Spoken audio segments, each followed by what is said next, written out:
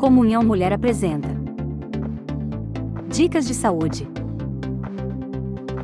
com a doutora Buichu.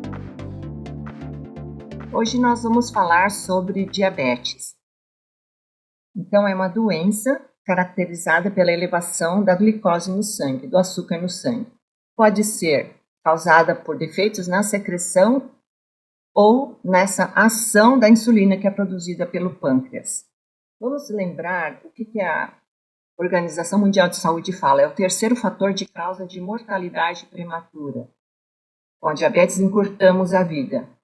Causa maiores taxas de hospitalização e maior incidência de doenças cardiovasculares, de derrame, cegueira, insuficiência renal, amputações de membros inferiores.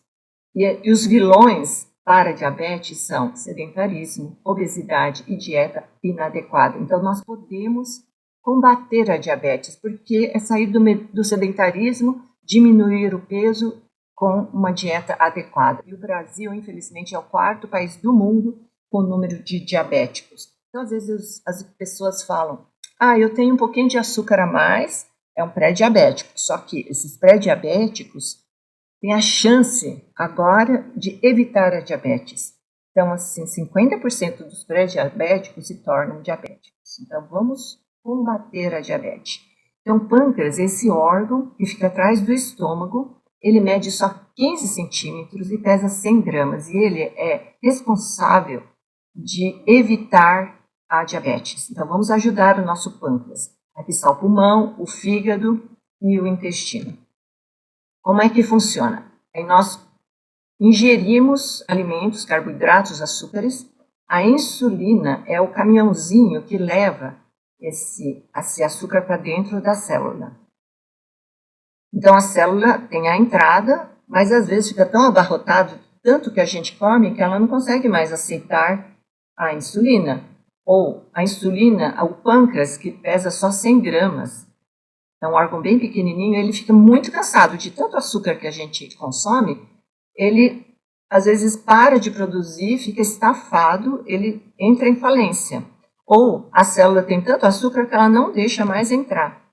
E nós precisamos de energia, precisamos gastar o açúcar que a gente consome, os carboidratos. E para que haja energia, é o oxigênio mais o açúcar que produz a energia. Mas se a gente continuar no sedentarismo, o açúcar vai ficar acumulado sem gasto. Então, chega uma hora que as células falam, não quero mais açúcar, chega de entrada.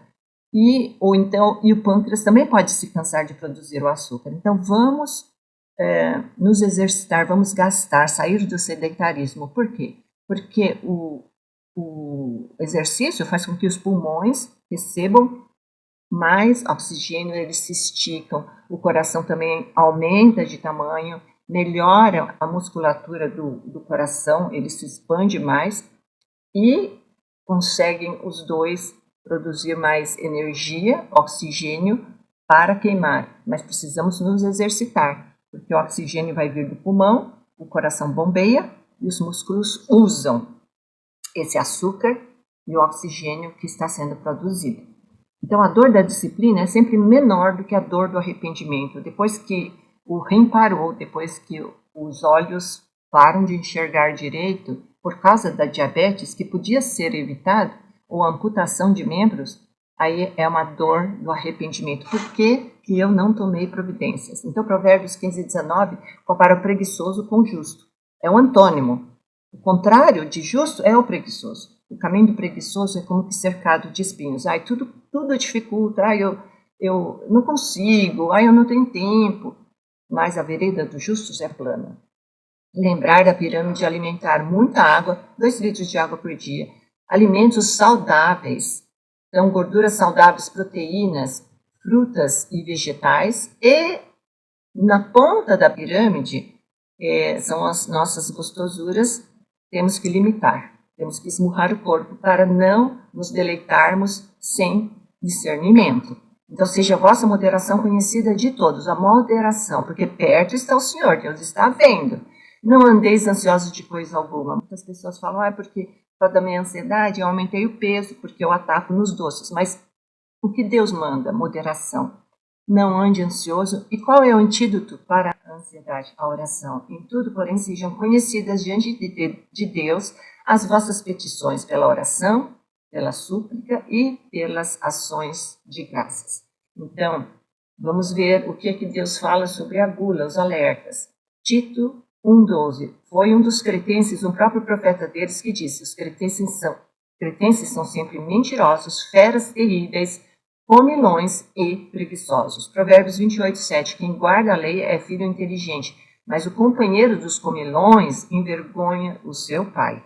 Provérbios 23. Encoste uma faca na sua própria garganta, se você é glutão. Escute, filho meu, e seja sábio. Guie o seu coração no caminho reto.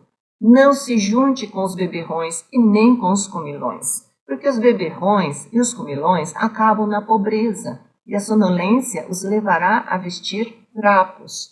Gálatas 5,19. Vamos ver onde é que está a glutonaria inserida nos pecados da carne. As obras da carne são manifestas, as quais são prostituição, impureza, lascívia, idolatria, feitiçarias, inimizades, porfias, emulações, iras, pelejas, dissensões, heresias, invejas, homicídios, bebedices e glutonarias.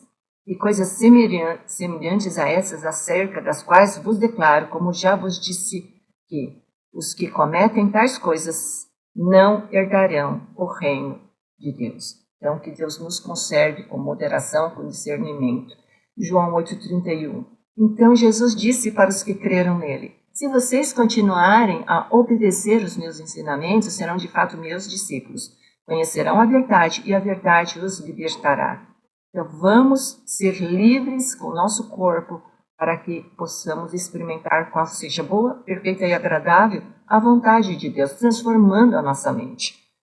A preocupação escraviza, mas o conhecimento liberta. Esse conhecimento possa nos libertar dos nossos maus hábitos. Amém? Deus as abençoe.